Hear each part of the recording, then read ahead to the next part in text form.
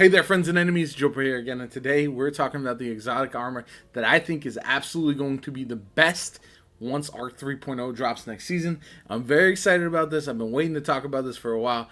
I want to really let you know that this is my opinion, but I'm going based off of what we've seen with the Void and Solar 3.0 updates as far as the direction they've gone with the abilities and all that kind of good stuff to really dive into which exotics you want to not only have in your arsenal, but probably have some good rolls as far as stats go, so that way you can be best prepared once Arc 3.0 does hit next season. I am super thrilled about these updates. Every season has been really fun to test out new builds and everything. So I just want to clarify as well that I am only focusing on abilities and exotic armor that affects the arc abilities specifically, not your general all-around exotics. I'm going to leave those for another video. These are just going to be arc buffing exotics that I think are going to be the best for each class. Now, diving into it, we got Crown of Tempest. This is a banger right off the jump. I think this one is going to be great.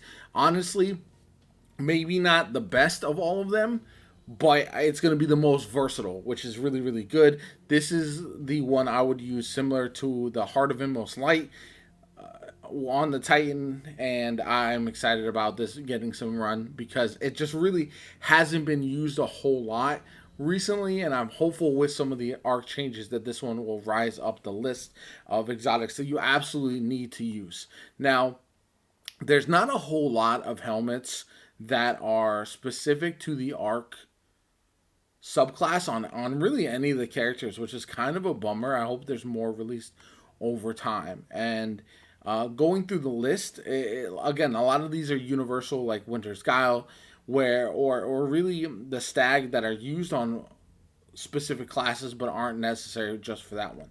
So we move into the Getaway Artist, which has long been one of my favorite exotics just for fun in PvP especially. And I don't know a lot of people who actually use it.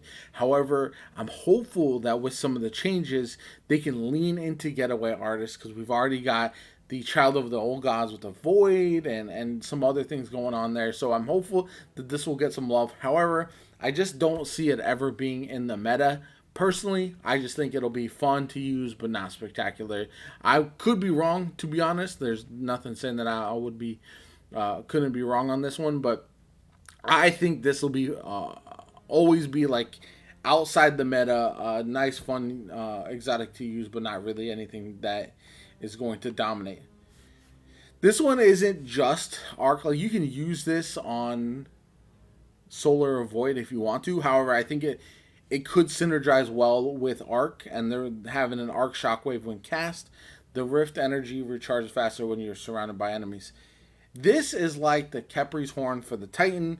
I don't see it ever being fantastic, but again, just like the previous one, I think it could be a fun option if it's not even going to be the top tier, no matter what they do. Honestly, I think this is the one that I would love to be fantastic. I just don't ever see it happening, and that's really unfortunate because some of these long underutilized exotics I wish would get some love, and they just never seem to be getting there, to be honest. This one, each target if you use Storm Trance increases the damage you deal with it and refunds super energy. Storm Dancer's Brace, I am calling it right now, is going to be an absolute top tier Warlock exotic once Arc 3.0 hits. And they increase Storm Trance. They adjust it. You're able to use some fragments and aspects to buff your Storm Trance. This one is going to be one to watch out for, and I cannot wait, because since we've got it, we haven't had a real chance to use it, so I am ecstatic to finally throw this bad boy on and make a build around it. You'll definitely see me doing that once Arc 3.0 does hit as well, so I'm very excited about that. We've also got Geomags, which extended Chaos Reach. Hopefully Chaos Reach comes to the level of your Blade Barrage, of your Thunder Crash Titan, of your other one-off supers, and it returns to the top tier where it belongs. Again, this is just like the Storm Dancers. I could see it making a big comeback. I'm hopeful that it does. But I don't know if this one's ever going to be back to where it once was in its prime. And so for that reason, I think it'll be solid, maybe A, B tier, but not going to be as strong as the Storm Dancers. And yeah, the rest of these, unfortunately, are not arc specific. And so we don't have a whole lot of options for the Warlock. A lot of these are generic. I think if I had to rank them, Storm Bracers would be 1 and Crown of Tempest number 2. However, yeah, other than that, I'm just not really seeing a whole lot. So there's, as far as the universal ones go, I think there's going to be a lot of options to use, but I am just not seeing any that are arc specific that are really going to dominate. So as far as the Hunter goes, now we're starting to get in the territory where I don't really play Hunter a whole lot. I will let everybody know that now. It's not my class to use, but we start off with the Blight Ranger. Attacks you redirect with your arc staff, deal massively increased damage. This is going to be one that I don't think will be great. I love, when I was playing a Hunter a lot more, especially in PvP, the spinning staff to return attacks to the enemies, that was one of my favorite things. So this sounds like it could be great in theory. However, it's just inconsistent, and you have to rely on enemies doing big chunks of damage, whether it's opposing supers, whether it's enemy bosses, maybe. I don't know. I just don't ever see this really being as good as it sounds like on paper, which is kind of a bummer for me personally, because it's one that I would absolutely use if it became meta. Now we got Shinobu's Vow. This one is kind of scaring me a little bit just because I remember the skip grenade meta, and it is kind of crazy. I'm worried that it'll come back. I could be wrong, but I'm really thinking that we're going to see a skip meta here in the future. And I think in PvP especially, this is one to watch out for. And I hope I'm wrong, because I remember that meta being not my favorite. However, I think it will be. But if you're talking PvE, Liar's Handshake is going to be the one. This thing was broken for a long time, and I think with the introduction of Arc 3.0 next season, it's probably going to be really, really good. If I had to throw any of the Hunter exotics in the S tier, this is the one. This is the what I think is going to be absolutely phenomenal. I could be wrong, but I just have a strong feeling that we're going to see people one-shotting bosses with this cross counter. So I'm very excited about that personally, to check it out.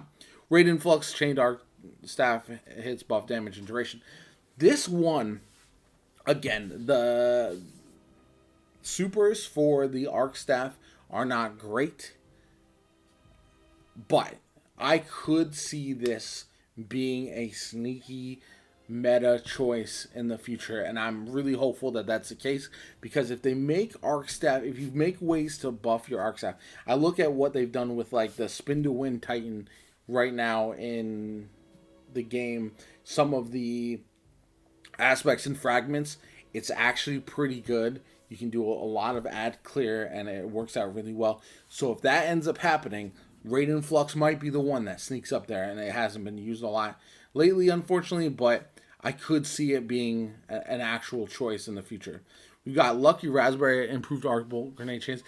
This is the one that I'm actually thinking. I know I talked about the skip grenade meta, but I think the Lucky Raspberry, potentially, if nobody is really talking about the arc bolt grenades, could be the more dangerous one. Because if you're just spamming the arc bolt grenades, and they end up being good with some of the fragments, we could be in for a problem, especially in PvP. Raiju's Harness, guarding doesn't consume energy, early deactivation for Whirlwind Guard. The early deactivation is important because I think that's what most people run this for. However, again, I love the guarding aspect of it. I wish there was a reason to use it more often, and there just isn't, in my opinion. So I don't know if that'll ever be meta, or it'll probably stick to just being a fun choice more than a must-pick exotic. So after that, I think the rest of these are kind of generic exotics that work with everything. So there's really nothing that's just arc specific. There's no arc specific boots for the hunter, so that's very, very interesting there. Now we move on. this, I firmly, in my heart of hearts, believe Insurmountable Skullfort is going to be not only viable, but is going to be meta next season. Trust me on this. I believe it's 100% going to happen. And I could be wrong once again, but that's just, this is, if I had to pick one from each class, it's going to be Insurmountable Skullfort. It's going to be the, let's see, Raiden Flux, or I'm sorry, no, the Liar's Handshake, if we're talking PvE. And then it's going to be the Storm Dancer's Brace. Those are the three that I think are going to be the top tier, and then going down the list. We've got Eternal Warrior as well. Casting Fist of Havoc grants Overshield. Potentially could be cool, but I just don't know if I ever see a real use for this. Skullfort just seems like it's going to be better because the melee kills grant health and melee energy. With the way you're able to get back your abilities, I feel like you're going to be able to melee everything, and so that's why I'm really excited about a melee build with that. Moving on down the list, we've got, none of the rest of these are arc specific. They're all kind of generic ones, or void, it looks like. So we've also got Curse of the Falling Star. This one's already really good. I don't see it being any better, to be honest. I don't think they're going to allow Thunder Crash to be the one dominant thing in PvE for Arc Titans. So I have a feeling that that's going to be changed a little bit. So this one's going to be still very, very good, but not the dominant force that it is now. And so for that reason, I'm not going to rank it as high. Safer Shoulder Charge, that's generic. And then, yeah, overall, not a whole lot of arc-specific exotics over here for the Titan. There's a lot of, again, there's some that'll be good. Like, I think Armamentarium could be really cool. I think the Stand-asides are not good, unfortunately, because you do have something like Peregrine Greaves that's just better. You've got Heart of Inmost Light. So it's hard to stand out when you've got so many exotics that do a nice job all around. But overall, again, Insurmountable Skullfort, I'm begging, I'm pleading. I think this will be meta. I hope it's meta. I can't wait to see what it does. And we'll have new exotic armors dropping next season as well that I can't wait to check out. So anyway, I hope you enjoyed the video. If you did, hit that like button. Make sure to subscribe to the channel. Let me know which exotic are you most looking forward to using once we get to Arc 3.0 next season. My name is JoPa. I hope you enjoyed the video, and I'll catch you all later.